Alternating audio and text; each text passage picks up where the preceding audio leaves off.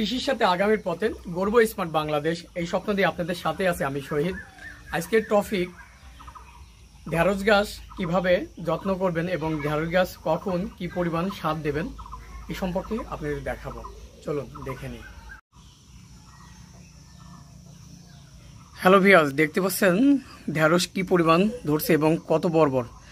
আর আমি যদি টপ দেখাই আপনাদের দেখেন একদম সিম্পল টপ, অর্থাৎ 5 লিটার বোতল কেটে যেটা তৈরি করছি এইটা এমন সম্ভবত আপনার 6-8 ইঞ্চি বা 7 ইঞ্চি হবে। দেখুন এইরকম অবস্থায় দেখেন গাছগুলো দেখেন গোড় কত সুন্দর এবং গোদগুলো কতগুলো সুন্দর। তো এই অবস্থায় দেখেন গাছের পাতাগুলো কত হেলদি। এবার অনেকে প্রশ্ন করে থাকেন আমি কি সার ব্যবহার করি। আসলে আমি রাসায়নিক সার ব্যবহার করি না। আর রাসায়নিক সার যদি ব্যবহার করি তাহলে সেক্ষেত্রে আমি ঢ্যাপ 1 মুঠ আর পটাশ 1 মুঠ দিয়ে আপনার আধা মুঠ করে, অর্থাৎ 1 মুঠ 2টাতে দিই। আপনি দেখতে পাচ্ছেন এটা হলো সেই ইয়েতে দিয়েছিলাম অনেক দিন আগে, এই যে। আর এখন ব্যবহার করি আপনার খোল পচা পানি।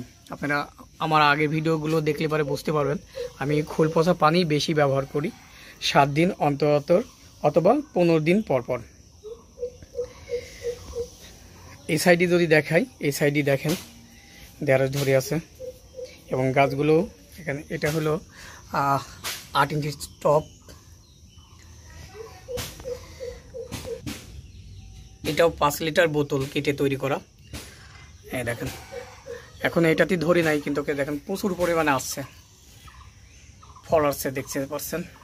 আমি যদি আমার ওই সাইডটা একটু দেখাই আপনাদের, এই সাইডে আরেকটা আছে, দেখেন কত সুন্দর করে ধরে আছে এবং খুব সুন্দর।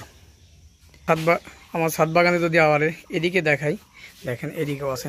অর্থাৎ আমার প্রায় 15-16টা এরকম ঢেঁড়স গাছ, প্রত্যেকটাই ফল এবং ফুল আসছে, কিছু অলরেডি এসে গেছে।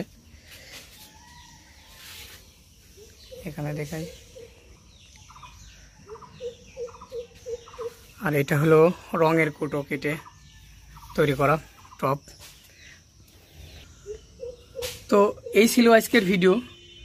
আর যদি ঢেঁড়স গাছ আপনারা লাগান তাহলে দেখেন একটা ছোট পরিবারে আপনার পরিবারের চাহিদা মেটাবে, সেই সাথে আপনি ন্যাচারাল জিনিস খাইতে পারবেন।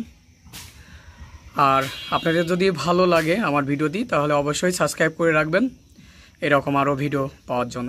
ধন্যবাদ সবাইকে। আসসালামু আলাইকুম।